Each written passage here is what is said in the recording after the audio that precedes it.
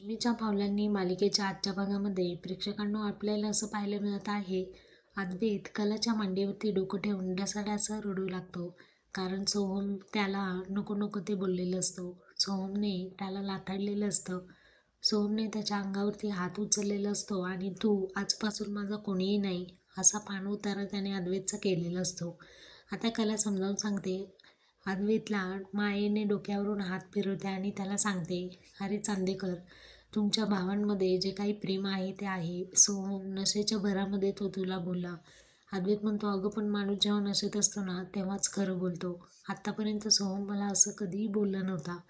भले त्याला माझी मतं पटत नसतील ते ठीक आहे, पण आज त्याने खूपच एक्स्ट्रीम टोक गाठलेला आहे. कला समजावून सांगते, अरे नशा उतरल्यानंतर तू त्याची चूक त्याला समजेल. तू स्वतःला त्रास करून घेऊ नको चांदेकर, असं त्याला समजावून सांगते. आणि अद्वैत पुन्हा एकदा रडतो आणि पाहतो तर काय, कला तिथे नसते.